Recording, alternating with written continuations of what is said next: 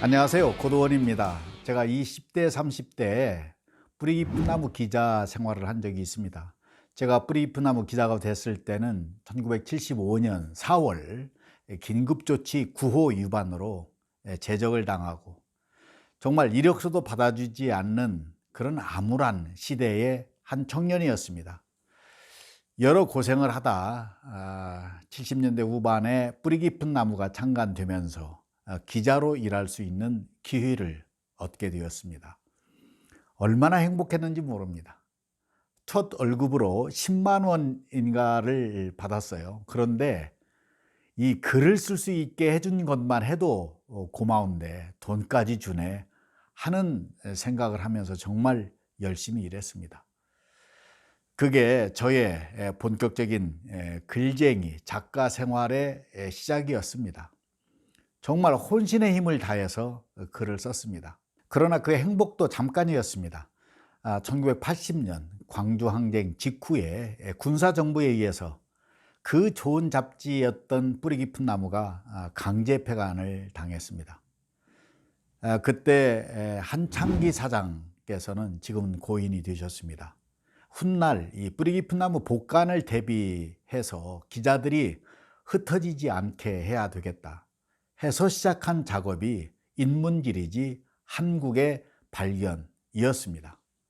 우리 산천의 아름다움과 문화유산, 민초들의 생활 모습 등을 담아내는 작업이었습니다. 저는 그 첫 책인 서울편을 맡아서 썼습니다. 지금 봐도 자랑스러운 작업이었습니다.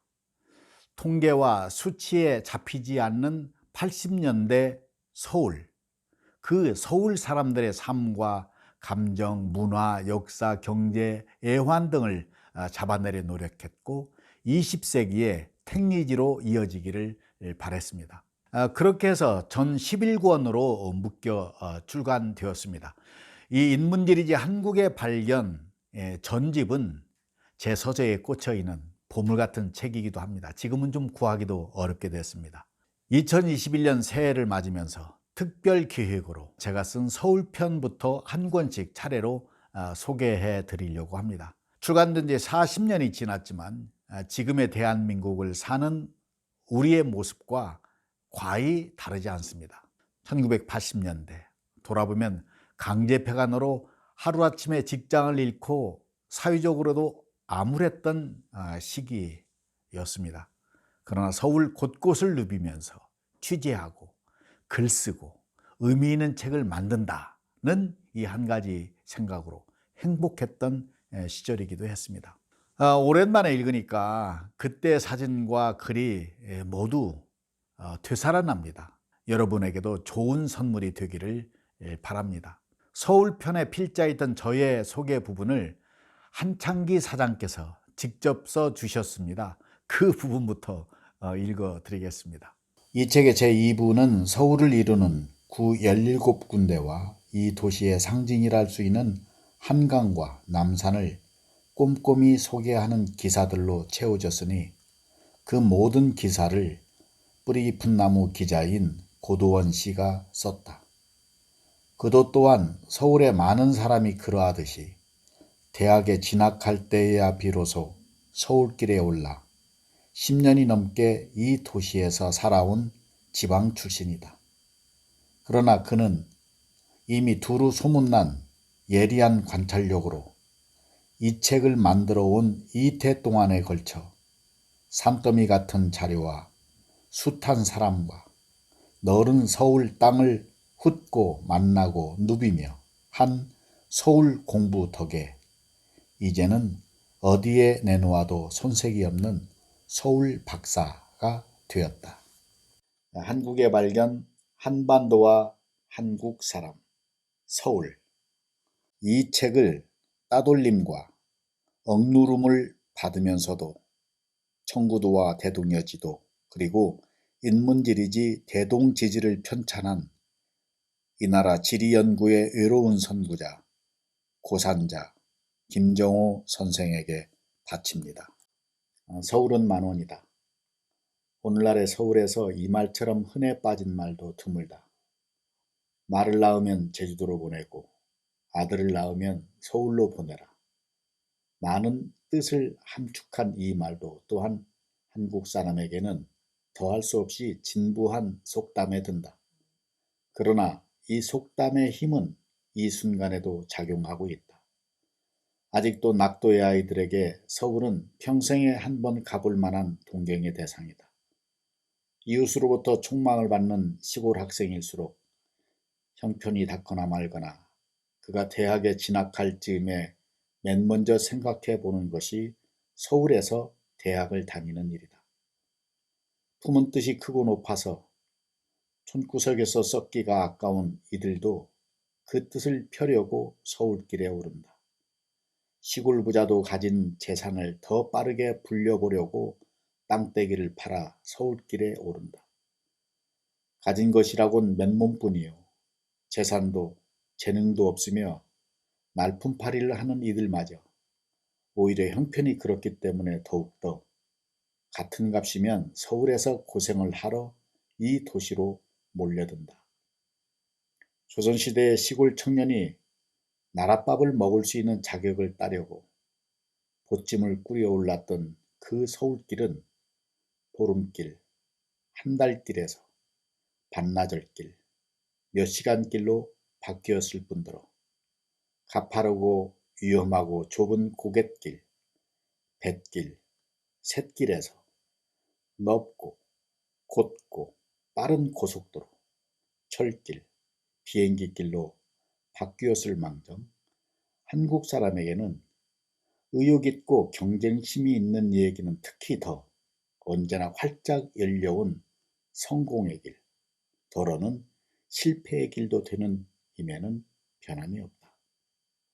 오늘의 한국에서 가장 앞장선 도시 문명을 이룬 서울의 역사는 지금으로부터 600년 전쯤에 이성계가 고려 왕조를 뒤엎고 서울 땅에 도읍을 차린 뒤로 크고 작고 많고 적은 사람들이 밟아온 서울길의 역사와 크게 맺어져 왔다고 해도 좋을 듯하다.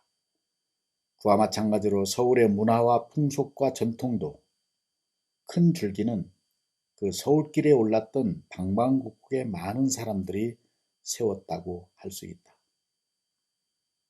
이제 서울은 인구가 1000만 명으로까지 치닫게 되었다. 이 많은 서울에 사는 사람들은 열의 여섯이 서울에서 태어나지 않은 이른바 지방 출신이다. 뒤집어 말하면 서울에서 태어나 오늘날의 서울에서 사는 사람은 350만 명쯤일 뿐이다. 그나마 도시학자들은 적어도 3대에 걸쳐서 서울에 살아온 서울 토박이의 수요는 서울 인구의 7%에 채 모자라는 60만 명쯤으로밖에 안 본다. 서울 토박이는 그 수요로나 정치, 경제, 문화에 미치는 영향까지를 포함한 힘으로나 날로 있는지 없는지도 모르게 되어가는 존재이다. 그렇다면 그처럼 가뭄에 난 콩이 된 서울 토박이들은 오늘의 서울에서 어떻게 흩어져 어떻게 살고 있을까? 그 물음도 중요하고 그 답도 중요하나 서울을 제대로 공부하여 서울의 서울다움을 옳게 탐색하려는 일하면 그렇게만 묻는 데에 그치지 않고 이렇게 더 물을 것이다. 날로 존재조차 희미해져가는 그 서울 토박이들이 배우고 익히고 져좋은 의식주나 성품이나 생활 방식의 특색은 도대체 무엇이며 그것들은 오늘의 서울에 어떻게 어떤 꼴로 남아있을까? 또 그것들은 오늘의 서울 사람, 한국 사람에게 어떤 영향을 줄까? 그리고 한 걸음 더 나아가 이런 물음도 덧붙일 것이다. 서울이 오늘의 모습을 담기 전에는 어떤 땅이었을까? 이 책 곧 종합인문지리지 한국의 발견 서울편을 손에 쥔 독자는 그가 어디에 살고 있거나 이 서울 땅의 내력 그리고 이 서울 땅과 서울 사람의 관계의 매력을 끈질기게 파고 들어가는 집념을 엿보면서 마치 잃었던 고향 땅, 고향 덫을 찾아가는 듯한 느낌에 깊이 잠길 것이다. 그와 함께 600년 전에는 양주라는 이름을 지닌 한 한적했던 고을이 오늘의 이렇듯이 거창한 모둠사리의 터가 되기까지의 변천 과정을 되돌아봄과 아울러 장차 겪을 변화를 소망과 걱정이 뒤얽힌 눈으로 바라보면서 지난 60년대에 소리 높이 외쳐진 한강의 기적을 상징이라도 하듯이 한강가에 꽉 들어찬 거대한 아파트의 무리가 이따금 뒷전에 와닿는 서울의 창가의 그 단단한 선언에도 불구하고 왜 아름다운 것이기만 할 수가 없으며 왜 자랑도 되고 부끄러움도 되는지를 생각하게 될 것이다. 서울의 문화, 오늘의 서울 생활. 그들은 이렇게 먹고 입고 산다.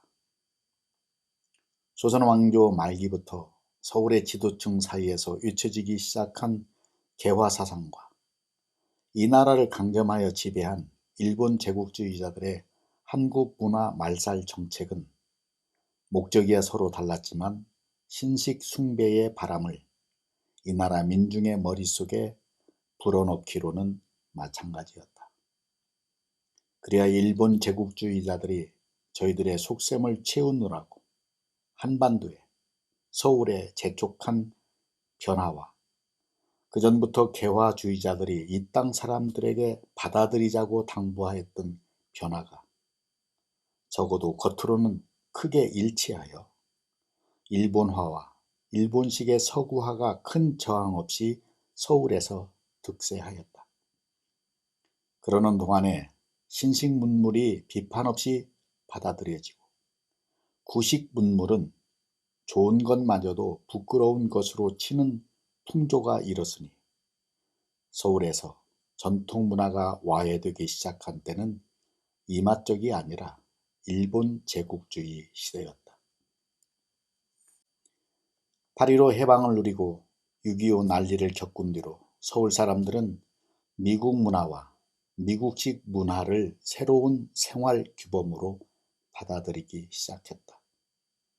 그 뒤로 조국의 근대화에 깃발이 나부끼며 온 나라의 지표가 파헤쳐지고 자본주의 경제가 거대한 생산기구를 낳기 시작하던 6, 70년대부터 한일국교 정상화, 대량 생산, 대량 소비, 교통과 통신의 발달, 도시화에 따른 인구 집중, 그리고 무엇보다도 텔레비전의 보급으로 이 도시의 이른바 대중문화가 본격적으로 성장하기 시작하였다. 대중문화란 1957년에 디 맥도널드가 대중문화 이론이라는 논문에서 발표한 서양 문화의 풀이에 따르면 지배계층이 누려온 고급 문화와 민중 사이에서 저절로 꽃핀 토박이 예술과 구별되는 문화로 자본주의 경제체제에 여러 힘들이 미친 현대사회에서 대량 매체의 부채질을 받아 위가 아래에게 먹인 것이고 기업인과 기술인이 제작한 것이며 그 수용자 곧 시키는 대로 말 잘 듣는 소비자의 등질화된 문화이다. 이런 문화의 분류를 이 나라에도 적용하려면 우선 그 토박이 예술의 개념을 토박이 문화로 확대하여야 할 듯하다. 민중 사이에서 저절로 꽃피었기는 하되 예술의 영역에 갇히지는 않는 것. 이를테면 피야 많이 묻었지만 한국말 같은 것이 전통문화 유산의 중요한 몫으로 엄연히 남아있기 때문이다.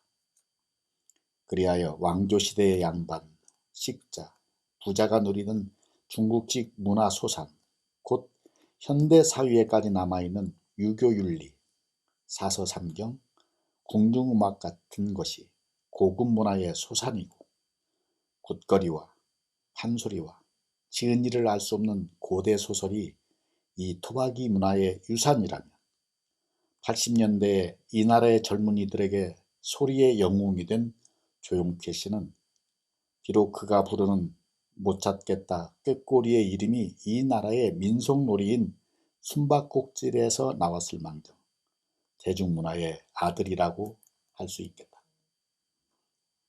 그러면 일본 제국주의 시대에 서울에 심긴 일본 문화와 일본식 서구 문화, 8.15 해방 뒤로 오늘날에 이르기까지 줄곧 서울에 번진 미국 문화, 또 한일 국교 정상화 뒤로 스며든 새 일본 문화식 서구 문화가, 그리고 8.15 뒤로 번진 미국 문화가, 토박이 문화는 분명히 아닐 터이니 그 갈래는 제쳐놓고 묻자면 서울 사람들에게 고급 문화의 구실을 하였을까, 대중문화의 구실을 하였을까?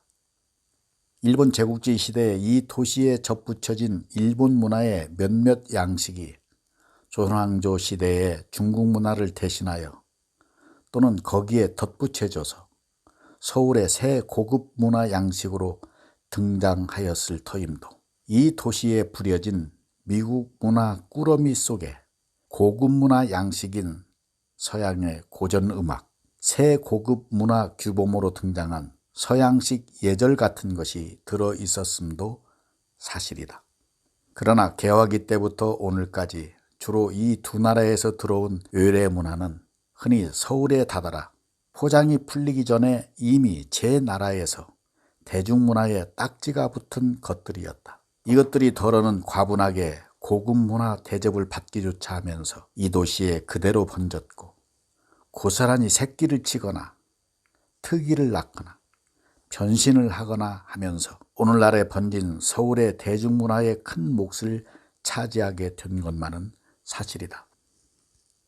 아무튼 여기까지 살핀 새 문화의 문화 유형이 곧 고급 문화와 토박이 문화와 대중문화가 오늘날의 서울 사람들이 사는 세상살이의 어떤 국면에 정확히 해당하고 정확히 어떤 비율로 요즘 서울 사람들의 생각과 느낌과 행동을 지배하는지는 아무도 모를 일이다. 다만 과거의 상류사회에서 주로 누리던 고급 문화와 과거의 민중사회에서 저절로 형성된 토박이 문화가 오늘날까지 그 목숨을 이어온 것이야 사실일망정 그것들이 60, 70년대부터 본격으로 성장하여 80년대에 더 빠른 속도로 확산되어 어쩌면 오늘날의 서울에 번진 변화의 원인도 되고 결과도 될 대중문화보다도 오늘의 서울 주민들이 누리거나 겪는 삶의 겉모습에서는 덜 두드러져 보이는 것만은 분명할 듯하다. 8.15 때부터 80년대 초기까지의 서울 사람들이 사는 세상살이를 다루는 이 이야기에서 주로 서울 사람들에게 번진 대중문화의 영역이 또 그것과 크게 얽히고 설킨 여러 변화가 다루어질 터임은 그 때문이다. 8.15 해방이 되고 40년도 채 안 지난 오늘날의 서울에서 한복은 극히 소수만 입는 옷으로 지위가 떨어졌다. 일본 제국주의 시대부터 길들여진 대로 부끄러운 한복을 벗어 던지려는 풍조가 줄곧 이어져 왔기 때문이다. 서울에서 한복을 입는 남자는 이제 가뭄에 난 콩이 되었다. 우선 늘 한복만 입는 일원은 주로 노인밖에 없다. 대부분이 취직한 아들, 딸 따라 시골에서 서울에 올라온 이들이기 쉬운 그들은 여름에는 주로 중이 적삼에 조끼만 그리고 나머지 철에는 바지 저고리 위에 마고자만 입기 십상이고 두루마기를 입더라도 공장에서 나온 화학 섬유로 만든 기성복이기 쉽다. 이들은 대개 머리를 빡빡 깎거나 하이칼라 머리를 하고 그것도 흔히 양복쟁이 장년이나 노인이 그러하듯이 검정색 물을 들인다. 그리고 60년대까지도 보이던 다른 유형의 한복쟁이, 곧 덜어 짙은 양복천으로 지은 두루마기에나마 제대로 지은 한복을 받쳐 입고 중절 모자를 둘러쓴 청년이나 장년은 80년대에는 별로 보이지 않고, 이런 나이의 남자들이 비록 명절 같은 날에 한복을 입더라도 뜯어서 다듬이질할 필요가 없이 통째로 빨아서 입는 화학 섬유 바지 저고리에 야하게 짙은 빛깔, 주로 짙은 옥색, 분홍색, 자주색 또는 고동색의 조끼와 마고자를 입기가 고작이다. 그러길래 무슨 텔레비전 노래 자랑 대회 때면 거기에 참가하는 외국 남자들이 진정코 제대로 된 한국 옷 차림인 줄로 오해하고 그 애국적인 꼴을 하고 나온다. 그러니 80년대의 서울에는 계룡산에서 올라온 소수 종교 교주나 시골에서 손자 찾아온 고집센 노인이나 무대에서 판소리를 하는 박동진 씨가 아니면 바지 저고리 위에 마고자와 도포를 입고 망건과 갓을 쓰고 행전친 당당한 한국 남자의 정장을 한 사람은 거의 한 명도 없다고 보아야 하겠다. 서울 여자들의 한복도 운명이 남자 한복하고 크게 다르지 않다. 다만 남자의 경우에보다 더 많은 노인이 양장을 마다고 치마 저고리를 고수하기는 한다. 그러나 이 노인들도 대체로 전통이 전해준 우아하고 가라앉은 옷빛깔을 마다고 공장에서 나온 요란한 빛깔의 옷으로 지은 한복을 입고 양장한 노인들도 그러기 쉽듯이 흔히 하얀 머리에 검정물을 들인다. 그리고 이 도시에는 한복을 입은 아주머니들도 한복쟁이 아저씨보다는 더 많다. 그러나 젊은 처녀나 젊은 부인들은 거의 다 한복하고 담을 쌓았다고 봐야 할 듯하다. 이 젊은 여자들은 기껏해야 명절 때나 사은의 때나 고궁에 떼지어 가서 사진 찍을 때 되도록 원색에 가까운 눈부신 옷감으로 치마 저고리를 지어 입고 나들이를 할 따름이다. 또 80년대에 서울에서 한복을 입는 여자들은 고무신 제조 회사들이 만들어다 시장에 부려놓고 신으라고 분부한 대로 구두처럼 뒷굽이 높은 고무신이나 신식 꽃신을 흔히 사다가 신는다. 일정시대에 가친의 몸을 받아 나왔던 고무신이 70년대 말엽까지 서울의 거의 모든 여자와 남자 노인의 한복에 따라가는 조선신 구실을 하다가 가치 기준이 크게 서양식이 된 오늘날에 와서 키 열등감에 걸린 한국 여자의 비율을 맞추려는 장사꾼들의 속셈에 따라 굽이 높아지기 시작한 것이다. 80년대 초에 번진 여자 한복에 나타난 특징이 몇 가지 있다. 저고리로 말하자면 동정이 좁아졌고 양장을 한 서울 여자들처럼 되도록 가슴팍을 많이 드러내려는 이들의 소원대로 깃이 길어졌으며 소매를 쳐들면 겨드랑이 보일락말락하게 진동 밑에 길이가 짧아졌다. 치마로 말하자면 서양의 플레어 스커트처럼 아래쪽이 깔때기꼴로 펑퍼짐하게 보이도록 치마폭을 사다리꼴로 만들고 전통의 호치마와는 달리 안감을 대어 겹치마나 세겹치마로 만든 것이기 쉽다. 게다가 서로 빛깔이 다른 천을 수평으로 여러 층 얹어 만든 치마까지도 나왔다.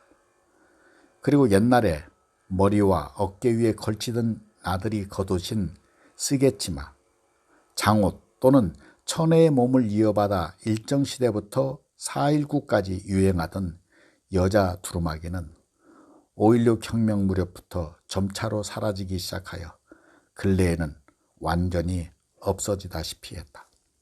서울 사람들의 양복은 한복에 역비례하여 보편화되었다. 또 일정 시대부터 이런 역비례의 변화가 이 나라에서 가장 빠른 속도로 번진 곳이 서울이다. 일정시대에는 근본적으로 군복인 국방복이 신사복과 더불어 남자들 사이에 번지더니 8.15 해방이 되고 나서는 양복감이 드물어 마카오 밀수꾼과 줄이 닿지 않은 서민은 무명천, 삼배 같은 것으로도 양복을 지어 입기도 하다가 6.25 난리 뒤로는 화학약품으로 탈색시키거나 검정물을 들인 미국 군인들의 군복이 또는 그것들을 뜯어 새로 짓거나 고쳐 만든 옷이 보통 남자의 양복으로 둔갑하였다.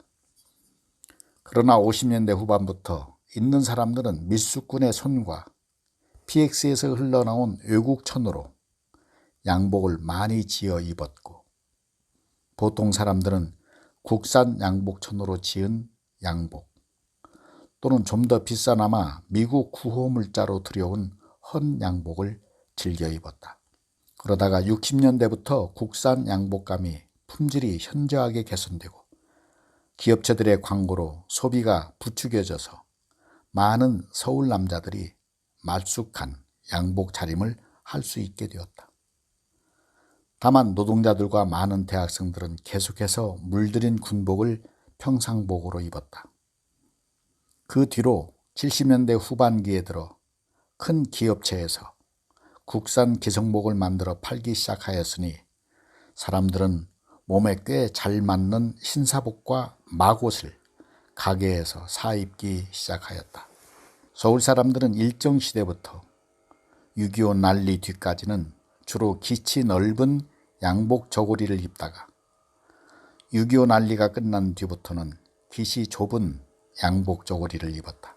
이처럼 기시 좁은 양복 저고리는 어깨가 자연스레 처지고 품이 펑퍼지만 내추럴이라고 부르던 것으로 좁은 넥타이를 메고 입는 상의였다. 그러다가 60년대 중반부터 깃과 넥타이가 점차로 다시 넓어지기 시작하고 어깨가 올라오고 품이 잘록한 양복 저고리 곧 컨티넨털이 번지더니 80년대부터는 다시 깃과 넥타이가 좁아지기 시작했다. 이런 저고리들이 그동안에 등이나 옆구리가 트이기도 하고 막히기도 하고 앞단추가 3개 달리기도 하고 2개 달리기도 하는 변화를 겪었던 것은 말할 나위도 없다.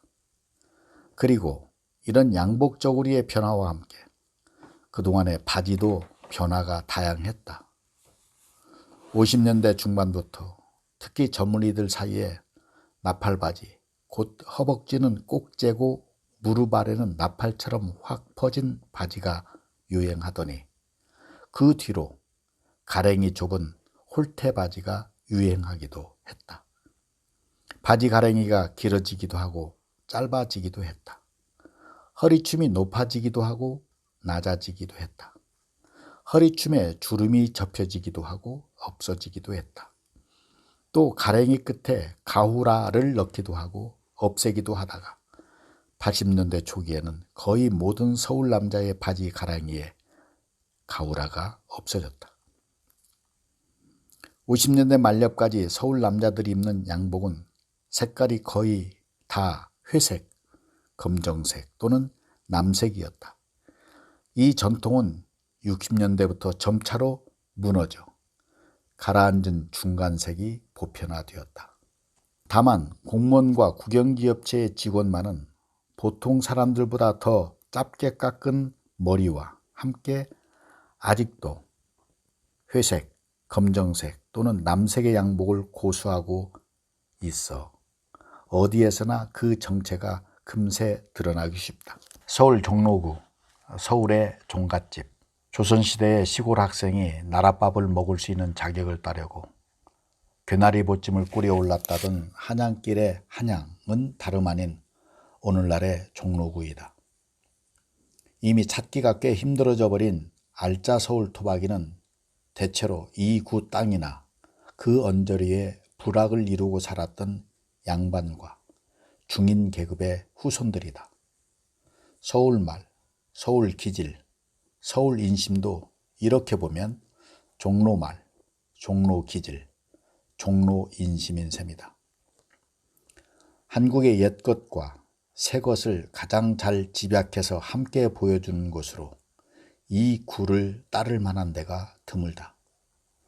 조선왕조의 5궁궐 중에 4개가 종로구에 들어있고 서울에 남아있는 문화유적의 절반쯤인 245개가 이곳에 쏠려 있으니 우선 그것들을 종로구가 품고 있는 옛것의 상징으로 든다면 땅이 황토여서 황토마루로 불렸던 광화문 내거리를 중심으로 하여 들어선 고층 건물, 세종로와 종로 따위의 넓은 길과 그 위를 달리는 자동차의 홍수 같은 눈에 보이는 근대화의 모습뿐만 아니라 그것을 다루는 사람의 생각이나 방법들까지를 종로구의 새 것의 상징으로 들 수 있다. 비록 계획성은 없어 보여도 이처럼 옛것과 새것의 대비를 잘 보여주는 종로구는 한국의 수도, 서울의 심장부로서 14세기 말엽에 일어난 조선 왕조의 한양천도 뒤로 한국의 정치, 행정, 경제, 문화는 말할 것도 없고 오락과 소비의 중심 자리를 줄곧 지켜왔다. 불행한 가로수.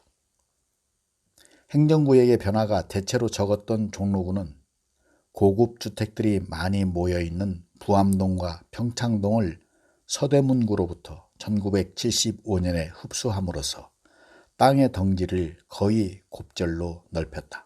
그러나 종로구는 넓이가 서울 넓이의 4%에도 채 이르지 못하는 24평방킬로미터쯤이며 그나마 그 40%는 북한산, 북악산, 인왕산 같은 산이 차지하고 있다. 그리고 경복궁, 창덕궁, 창경궁, 종묘들이 꽤 넓은 땅을 차지하고 또 파고다공원, 사직공원, 삼천공원 같은 공원들도 이 구 안에 있어 실제 도심지역은 6평방킬로미터에도 미치지 않는다. 따라서 1986년을 기준으로 삼은 종로구의 상주 인구 26만 명쯤과 그 5곱에 이르는 유동인구 150만 명쯤은 이처럼 좁은 땅에서 어깨를 맞대고 복작거릴 수밖에 없다. 그 복작거림이 아침 7시 반에서 9시 반까지의 출근 시간에 고비에 이르니 그때에는 사람은 뛰어가도 자동차는 군뱅이처럼 기어간다. 하루 단위로 보더라도 아침이면 사람들을 벌떼처럼 한꺼번에 모아들였다가 밤이 되면 그들을 다시 뿔뿔이 흩뜨리는 종로구의 힘은 엄청나다. 그 힘은 종로 원저리에 펀펀하고 기름진 충적토나 북악산의 양지 바른 남쪽 기슭과 같은 예로부터 주거지역으로는 한강 주변에서 으뜸으로 쳤던 훌륭한 자연 환경에 보다는 종로구가 가진 관료성과 소비성의 현대 도시 기능에 있다. 벌떼처럼 모여든 사람들의 주머니를 겨냥하여 갖가지 새로운 도시 시설들이 이 구에 들어서고 이화동, 동숭동, 해화동, 안국동, 개동 같은 옛 주거지마저 상업지구로 이미 탈바꿈을 하였거나 해가고 있다. 그것이 눈에 보이는 탈바꿈이라면 눈에는 잘 띄지 않아도 매우 걱정스러운 탈바꿈도 있다. 이를테면 환경오염이 거기에 든다. 구름이 없는 날임에도 불구하고 종로구는 중구와 더불어 날씨가 열흘 중에 2대가 흐리다는 연구 결과가 나와 있듯이 이곳의 공기는 밀집된 건물과 자동차와 사람을 섬기느라 몹시 더럽고 위험해졌다. 그 공기를 맑게 되살려내는 구실을 하는 가로수도 종로구의 길가에 심긴 놈들은 불행하다. 공기오염에 강하다는 은행나무와 플라타너스마저도 이 구의 길가에서는 터무니없게 일찍 낙엽이 지고 빨리 병들고 늙어 죽기 때문이다. 서울의 도심지역에서는 썩 드물게 지금도 여름철이면 플라타너스가 하늘을 가릴 듯이 우거지는 옛 서울대학교 본부 자리 앞의 통충동 길은 눈썰미는 식물학자의 마음을 크게 괴롭히는 곳이다. 길가에 빽빽하게 들어선 나무들이 자동차들이 뿜어내는 그을음 연기를 그 가지에 매달린 무성한 잎들로 가두어 밖으로 빠져나가지 못하게 함으로써 이 거리를 매연의 굴로 만들어 놓고 그 공기로 숨쉬다가 마침내 가을이 채 오기도 전에 낙엽을 떨어뜨리고 말기 때문이다. 그리고 종로구의 코앞에 있는 시청 앞의 배롱나무는 더럼탄 공기를 덜 마시려는 듯하게 추운 날씨 때문이기도 하지만 해마다 키가 조금씩 작아지는 기이한 현상을 보이고 있기도 하다. 서울대학교 교수였으며 식물학자인 임경빈 씨의 말만 따라 환경오염과 동식물 및 사람의 관계를 공부하는 사람한테는 서울은 세계에서도 찾기 힘든 더없이 훌륭한 실험실이 된다. 힘있는 늙은이의 동네. 오늘의 서울은 종로구를 늘려놓은 것이나 다름이 없다. 그렇게 볼 때 오늘의 종로구는 자꾸 새끼를 치는 서울의 종갓집인 셈이다.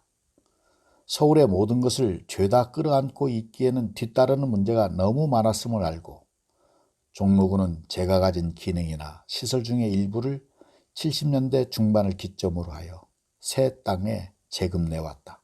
서울대학교의 본부가 종로구에서 관악구 신림동으로 떠났다. 경기고등학교, 서울고등학교 같은 전통이 오랜 학교들이 종로구를 떠나 강 건너에 자리를 잡았다. 종로구에 있는 신문사인 동아일보사 같은 회사도 도심지가 비좁아 여의도에 큰 가지를 쳤다. 재수생 골목을 나왔던 이름난 입시학원들이 거의 사대문 밖으로 쫓겨났다. 한때는 서울특별시 시청을 옮기려고 서초동에 터를 닫기도 했으며 경기도 과천은 몇몇 행정부처를 위한 신도시로 만들어졌다. 그 모두가 환경오염과 인구 밀집과 교통 문제와 같은 도시 문제가 심각함을 깨달았던 70년대에 비롯되었던 변화들이다. 그러면 종로구는 세월이 갈수록 부여나 공주처럼 착 가라앉은 썰렁한 땅이 될 게 아니냐 꼭 걱정하는 사람은 없는 듯하다.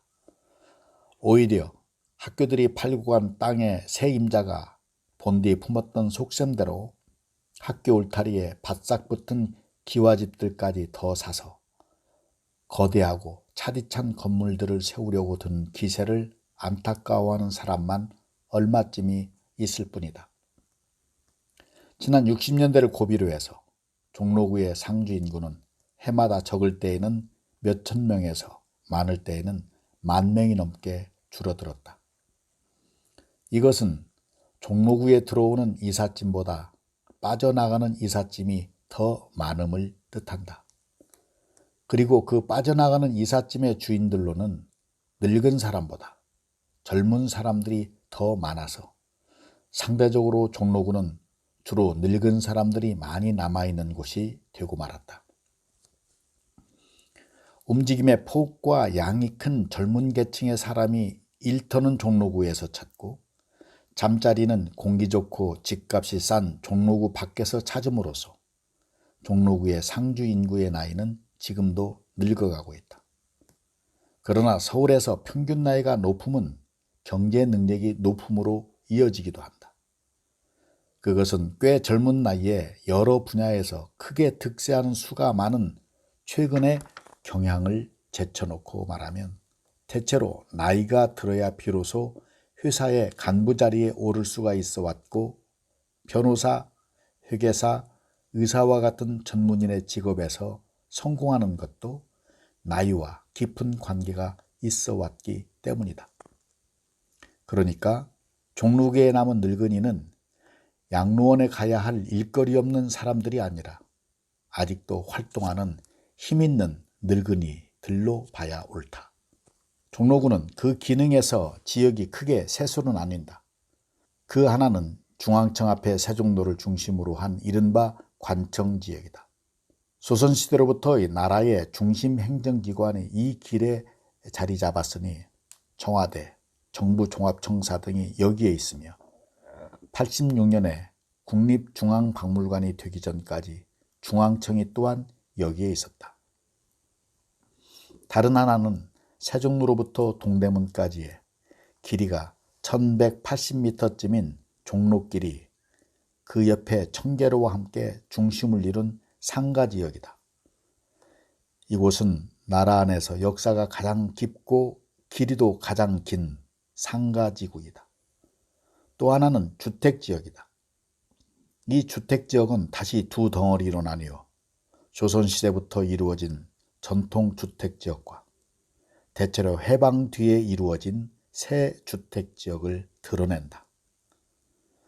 당주동에 고스란히 남아있던 조선시대의 서민주택들은 그 역사성에도 불구하고 재개발 계획으로 헐려 이제 거대한 상가 아파트에 자리를 내주었고, 원서동의 한옥들은 현대그룹이 사들여 다 헐어버렸으니 조선시대의 전통주택지역으로는 삼청동과 가위동 같은 곳이 변질된 형태로 남아 몇 군데 남아있을 따름이다.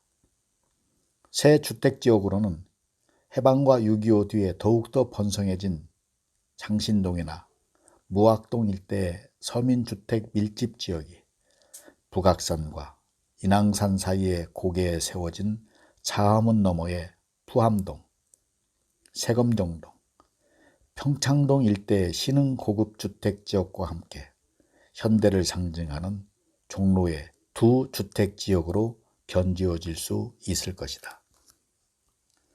세종로 풍경. 그렇다면 종로구의 얼굴로는 먼저 세종로를 봄직하다. 종로구뿐만 아니라 한국의 역사와 문화를 이해하는 길목으로 세종로를 떠올릴만 하다. 광화문 내거리에 서서 북쪽을 보면 한눈에 차는 세종로의 풍경은 곧 한국의 자연이요, 역사요, 문화요, 기술이다. 한국에서 가장 덕망 있고 슬기로웠던 정치 지도자도 받들리는 조선왕조의 넷째 임금 세종이 그 이름으로 이 거리에 남아있다. 또 한국에서 가장 위대했던 군인으로 받들리는 해군 장군 이순신은 칼집에 든 칼을 바른 손에 쥔 어정쩡한 모습의 동상으로 남아 이 거리에 남아있다. 그런가 하면 그 광화문 뒤에는 일본 제국주의자들한테 나라를 빼앗긴 조선왕조의 500년 역사의 상징으로 경복궁이 남아있다. 그리고 이 궁의 동쪽 담 안에 바싹 붙여 지은 전 국립박물관 건물, 앞으로는 민속박물관으로 바뀔 예정이라고 하나 88년까지는 비어 있었다. 얘는 문화유물 5만 개쯤이 깊고 긴 사연을 담고 한국의 문화 역사 5천의 상징으로 남아 있었다. 그 건물의 지붕이랄 수 있는 5층 탑은 충청북도 속리산의 법주사 팔상전을 본뜨고, 건물의 3층은 전라북도 김제의 금산사 미륵전을 본뜨고, 2층은 전라남도 구례의 화엄사 각황전을 본떠서 1972년에 다 지어졌는데, 비록 그때의 관리들이 자랑스럽게 여기던 건물이기는 해도 비평의 입이 트인 오늘날엔 추악한 건물의 본복이라고 혹평하는 사람들이 많다. 경복궁 뒤에는 청와대가 있고, 청와대 뒤에는 일반 사람의 발길을 막아 그나마 한국의 자연이 그런대로 제 모습을 지키고 있다고도 말할 수 있는 풍수지리설에 따르면 서울의 여러 산 중에 주산인 북악산이 들어앉아 있다. 세종로의 왼쪽으로는 불에 탄 시민회관을 헐고 70년대 말에 한국문화예술의 전당으로 세운 세종문화회관이 있고, 오른쪽으로는 80년대에 들어서면서 문을 연 교보빌딩, 곧 대한교육보험 주식회사의 건물이 있는데, 이 두 큰 건물과 이순신 동상과 중앙청과 북악산이 한 동아리를 이루면서 빚어내는 분위기가 눈에 설지 않은 사람이라면 아마도 서울의 풍경에 조금은 익숙한 사람일 것이다. 1982년 5월 무렵까지만 해도 사람들은 이 광화문 내거리에 어느 쪽에서나 고개를 치어들면 동아일보 건물과 국제극장 사이에 동서로 걸쳐있는 커다란 쇠무지개를 발견할 수가 있었다. 그 커다란 쇠무지개란 다름이 아닌 서울의 광고판 구실을 하는 대형 현수막거리였는데, 이것은 글씨를 갈아 끼울 적마다 드는 엄청난 비용과 도시 경관을 송두리째 망가뜨리는 추악한 형상으로 말미암아 하루라도 빨리 치우 없애는 것이 좋다는 사람들이 많아 마침내 잘 철거된 서울의 명물이었다. 누구나 그 속에 박힌 크고 선명한 글씨, 그때그때에 따라 그 내용이 재빠르게 바뀌었다. 만 읽을 줄 알면 그 즈음의 나라에 어떤 큰 행사가 있고 정부가 그 즈음에 국민에게 제시하고 싶어하는 정신지표가 무엇인지를 금방 알아차릴 수가 있었다. 종로와 청계천, 가방의 홍수, 사람의 홍수. 종로는 이미 길이 아니라 흐름이다.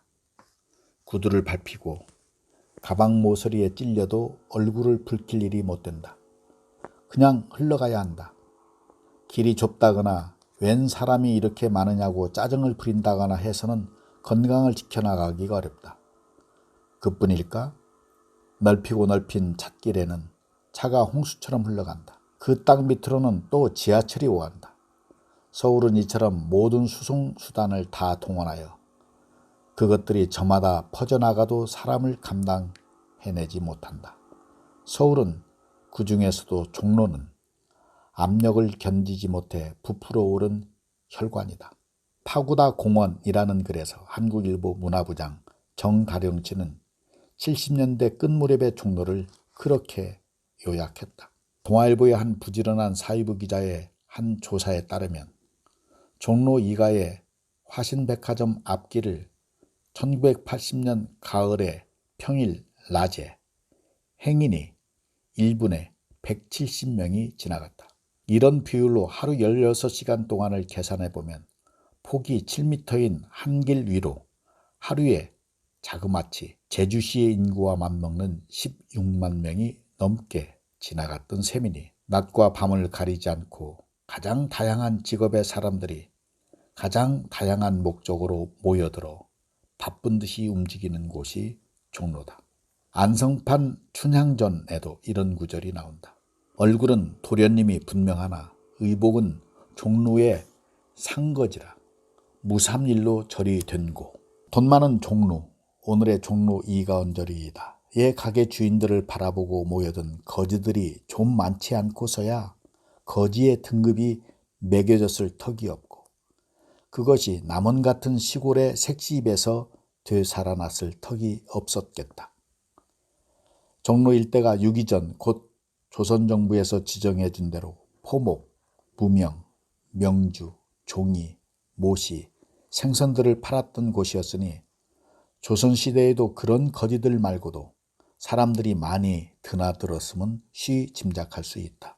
종로에서 남쪽으로 100m쯤 떨어져서 종로길과 평행선을 이루는 청계천은 맑은 개울의 이름값은 깡그리 잃고 말아서도 본디 개천이었다. 실개천에 지나지 않았던 이곳을 조선 초기에 지방의 힘센 장정들을 동원하여 넓고 깊고 곧게 파서 그 이름이 생겼다. 해방이 되기 전까지만 해도 이 개천과 종로 일대는 제기차기, 연날리와 같은 아이들의 놀이는 말할 것도 없고 갖가지 민속놀이가 벌어지곤 했던 서울 사람들의 놀이터이자 빨래터였다.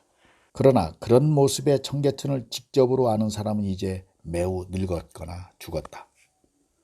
서울의 자연경관의 숱한 변화 중에서도 가장 급격한 변화에 드는 이변을 겪은 청계천은 그 구실도 바뀌어 이제 서울 도심의 하수구이자 복개된 길이요 3일 고가 도로를 업은 땅밑 구리며 종로구와 중구의 경계선이다.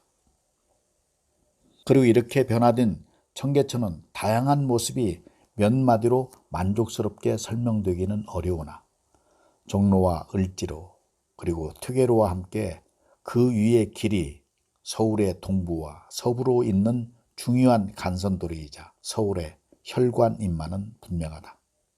변화가 변화를 나옴과 함께 종로구의 거리는 세분되고 세분된 그 거리는 저마다 독특한 특성과 개성을 간직하게 되었다. 어쩌면 이 거리마다의 특징을 잘 아는 것이 종로구를 잘 알고 서울을 잘 아는 것이 될지도 모른다.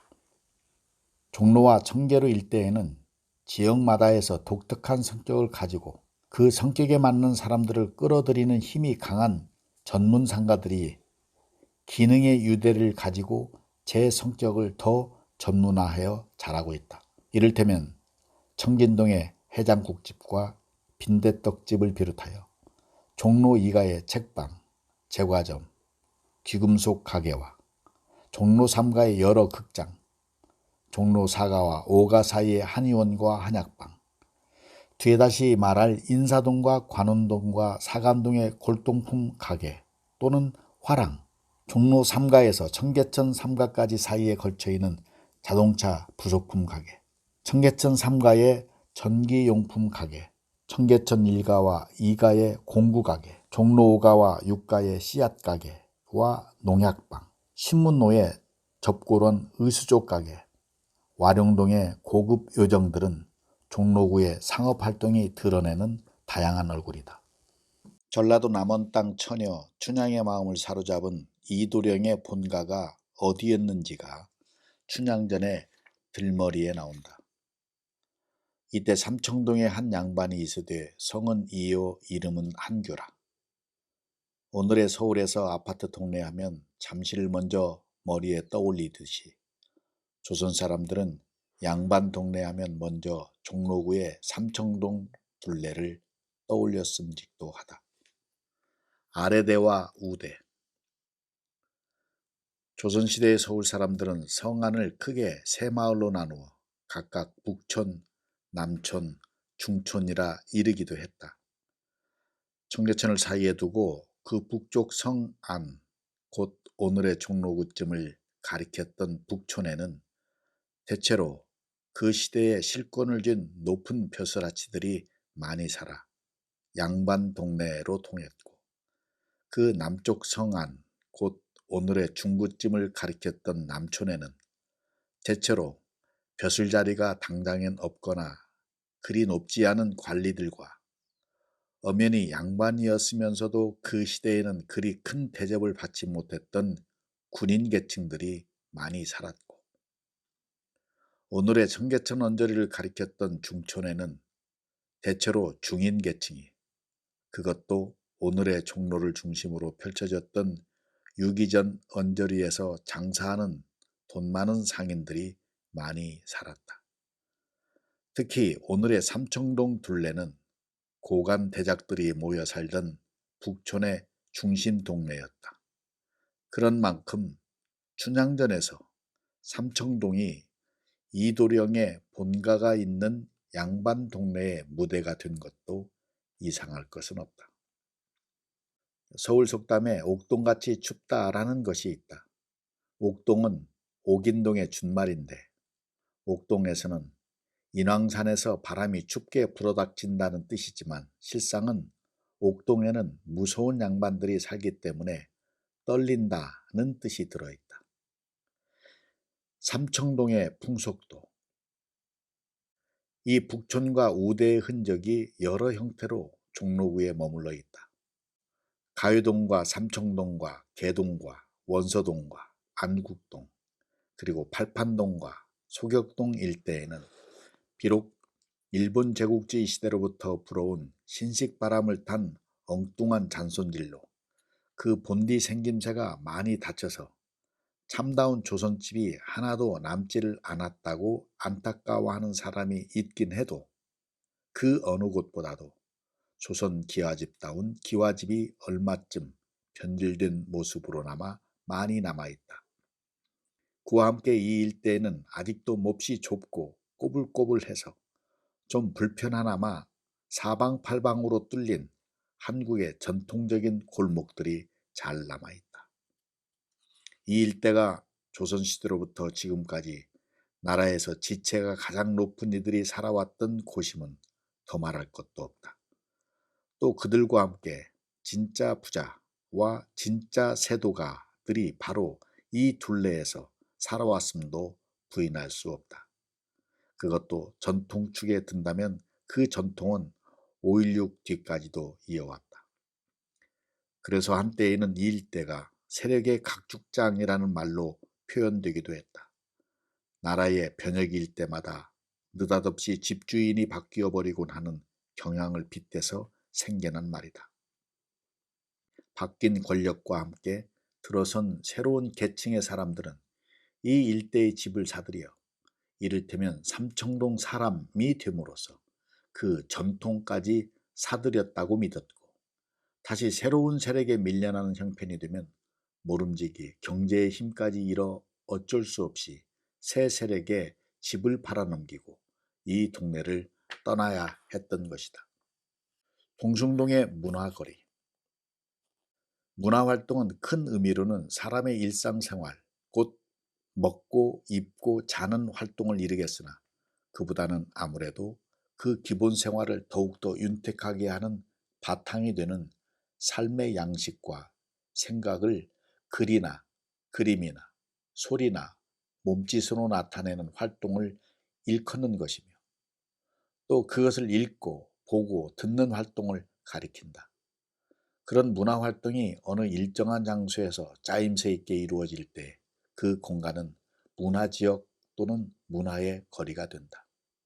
국립중앙박물관을 중심으로 한 사감동의 화랑가와 세종문화회관을 중심으로 한 세종로거리, 그리고 흔히 거리의 박물관으로 불리는 인사동과 관운동의 골동품 가게와 화랑들이 이른바 고급 문화의 공간을 종로구 안에 이루어 놓았다면, 그 고급 문화와 생활 문화가 두루 실험되고 생산되는 곳이 있으니 옛 서울대학교 물리과 대학 자리를 중심으로 한 동숭동 일대와 86년에 세상을 떠난 김수근 씨가 만든 공간사를 중심으로 한 원서동, 운리동 일대가 거기에 든다. 동숭동 일대는 1975년 전에 서울대학교를 나온 이에게는 마로니에와 더불어 학창시절의 추억이 밴 땅이다. 그들은 그때 드나들던 항림다방, 대학다방, 쌍가부집 같은 곳의 얘기만 들어도 그 시절에 빛나던 대학 생활을 환히 되살려낸다. 이곳은 동쪽의 낙산기슭의 아파트와 연립주택들이 아무렇게나 들어차 주위 경관이 엉망이 되고 말았지만, 서울대학교가 떠난 대신에 여러 문화시설들이 들어섰다. 이화동 내거리에서 해화동 로타리 사이에 1.1km의 길을 대학로라고 하는데, 85년 5월부터 이 길은 서울의 한 명소가 되었다. 곧 이 대학로가 이른바 문화예술의 거리로 불리며 토요일 하후 6시부터 10시까지와 일요일과 공휴일의 정오부터 하후 10시까지 사람만 다니고 차가 안 다니는 거리로 일반인에게 완전히 개방된 것이다. 처음에는 대학로는 주정의 거리라는 말이 나올 만큼 사람들 눈에 찌푸리게 한 모습들이 덜어 보이기도 했으나, 점차로 해가 갈수록 그 거리는 참된 문화 공간으로 자리를 잡아가는 편이다. 언론과 출판의 중심 기능. 문화의 바탕일 뿐더러 그 수준의 중요한 잣대가 되는 언론과 출판의 활동도 서울의 서울인 종로구 안에서 가장 활발하게 이루어진다. 신문사와 잡지사, 그리고 출판사의 많은 수요가 종로구 안에 있을 뿐만이 아니라 역사가 깊고 그 영향력이 큰 것일수록 더 종로구 안에 몰려있다. 중구에 자리 잡은 조선일보와 더불어 한국신문 중에 역사가 가장 오랜 동아일보가 이곳의 세종로에서 발간된다. 또 중학동에서는 한국일보가 발간되고 1988년에는 안국동에 한겨레 신문의 창간준비 사무실이 들어서기도 했다. 그리고 1980년 7월 30일에 전기 간행물 대량 폐간 조처 때에 폐간된 종합교양잡지 뿌리 깊은 나무가 종로구 안에서 발간되던 잡지이고, 그 대량 폐간조처 뒤로 뿌리 깊은 나무사에서 1984년 11월에 새로 창간한 월간 잡지 세미 깊은 물 또한 이 종로구 안에 든 운리동에서 발간되는 잡지이다. 출판사의 경우에 종로구에 위치는 더 뚜렷하다. 뜻을 높은 곳에 둔 만큼 돈은 넉넉히 벌지 못한 출판사들이 70년대 끝 무렵부터 건물 임대료가 한결 싼 곳으로 이사들을 하였으나 그래도 1982년 3월을 기준으로 하면 서울에 자리 잡은 출판사 1789군데 중에 567군데가 종로구에 있으며 특히 역사가 오래고 규모가 큰 것들은 대개 이곳에 모여 있다. 이를테면 의류문화사, 삼성출판사, 일조각, 일지사, 탐구당, 박영사, 계몽사 같은 것들이 그것들이다. 서울에는 88년의 통계로 책방이 1100군데쯤에 이른다. 그 200군데쯤이 이 구에 있고 또 그만한 수요가 중구 안에 있으므로 서울의 책방은 그 3분의 1쯤이 도심 안에 자리 잡고 있는 셈이다. 특히 80년대 첫 무렵에 대한교육보험빌딩의 지하를 통째로 사용하여 연 교보문고는 거대한 책방에 간단한 먹을거리를 파는 음식점과 갖가지 상품을 진열하는 상점들이 곁들여져 한 걸음에 책도 사보고 요기도 하고 그 밖에 다른 물건도 사는 곳이 되었으니 80년대에 선보인 서울 문화의 한 풍속도로 적어둠직하다. 문묘, 수훈회관 그리고 서울대학병원. 모든 종교도 도시의 중심을 찾는다. 종로구에는 한국의 기성종교의 본부들이 저마다 자리를 잡고 있다. 명륜동의 성균관대학교 안에는 한국유교의 본산인 문묘와 명륜당이 있다. 문묘는 공자의 넋을 모시고 절하는 곳이고 명륜당은 유교 학생들이 공부하는 곳으로 조선 초기에 이곳에 세워졌다. 수송동에는 한국 불교 조계종의 본부인 조계사가 있다. 경운동에는 한국 천도교의 본산인 천도교 회당이 있다. 그리고 신문로에는 한국 기독교가 맨 처음으로 세운 세문안교회가 있다. 1887년에 기독교 신자 14명이 미국인 선교사 언더우드와 함께 세웠는데 그때에는 이름이 정동 장로교회였다. 사람의 병든 마음을 고쳐주는 것이 종교라면 병원은 사람의 병든 몸을 고쳐주는 곳이다. 나라 안에서 종로구만큼 종합병원과 대학 부속병원 그리고 개인 의원이 몰려있는 곳이 없다. 연건동에 있는 서울대학교 병원은 서해문구 신촌동에 있는 연세대학교 의과대학 부속병원인 세브란스 병원과 더불어 우리나라에서 역사가 가장 깊은 병원에 든다.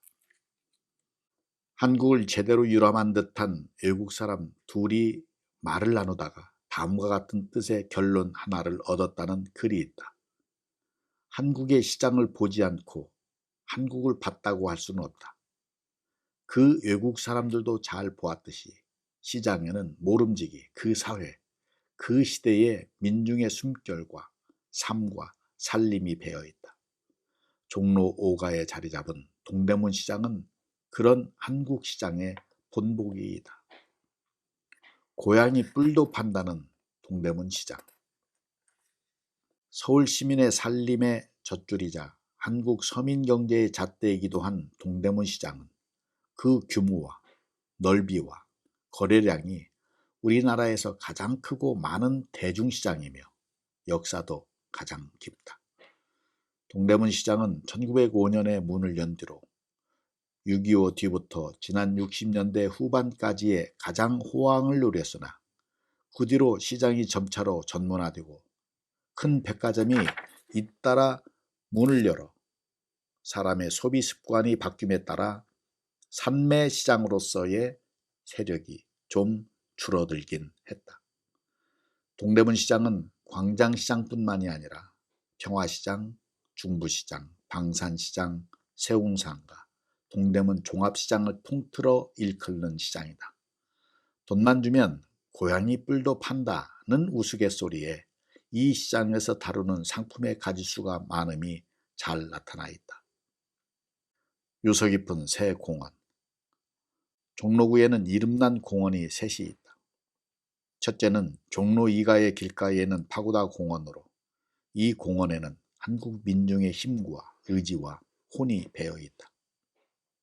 일본 제국주의에 억눌린 한국 민중이 1919년 3월 1일 아침에 바로 이곳에서 맨주먹을 치켜들고 목구멍이 터지도록 외쳐 부른 대한독립 만세 소리는 종로거리로, 온 나라로, 온 세계로 퍼져나갔다. 해방 뒤에도 이승만 씨가 이끈 자유당 독재 정권에 시달린 한국 민중은 1960년 봄에 파고다 공원에 서 있던 그 대통령의 동상을 밧줄을 걸어 끌어내렸고 마침내는 그 독재 정권을 무너뜨렸다.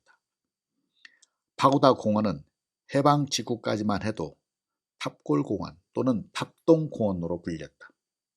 조선왕조 세조 때에 만든 정교한 조각의 10층 석탑이 들어선 탑골에 세운 공원이었기 때문이다. 그러다가 외국식 표현 좋아하는 풍조에 따라 유서 깊은 이 공원의 이름도 그렇게 바뀌고야 말았다.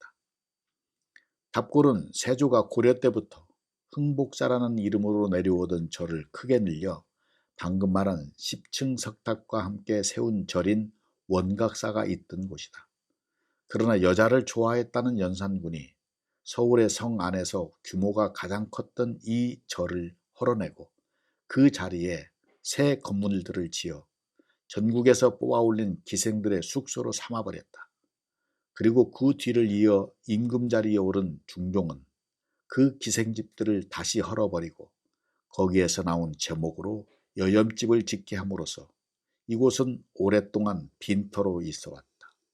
고종이 이 빈터를 공원으로 삼아 문을 열게 했으니 그때가 1897년이었다. 첫 궁궐이 마지막 궁궐인 경복궁.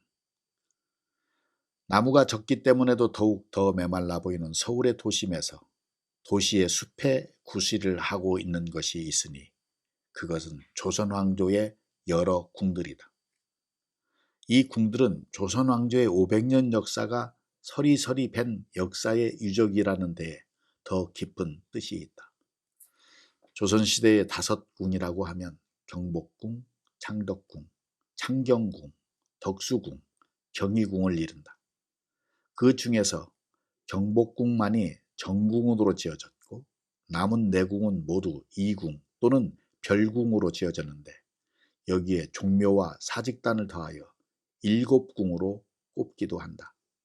그 중에서 종로구 신문로동의 경희궁은 식민지 시대에 일본 사람들이 그 터에 서울고등학교의 전신인 경성중학교를 짓느라고 헐어버렸다.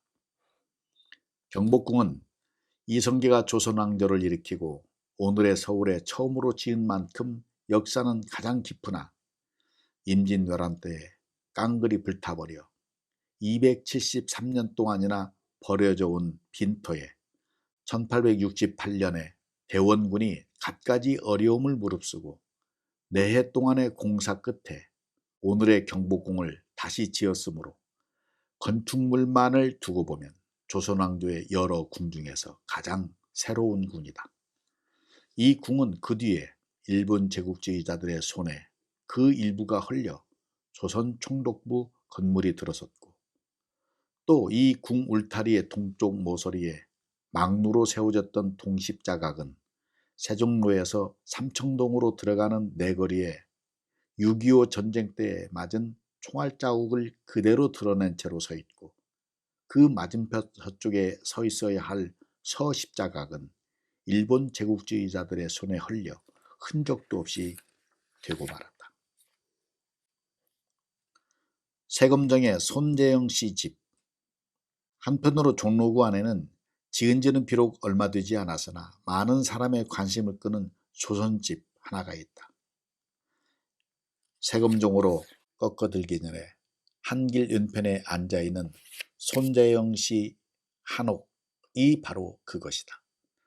1902년에 전라남도 진도에서 태어나 1981년에 세상을 떠난 손재영 씨는 한글 서예를 예술로 발전시킨 이로서 동양화가 서세옥 씨의 말을 빌면 근세 한국인에서 신미안이 가장 높았던 어른이다.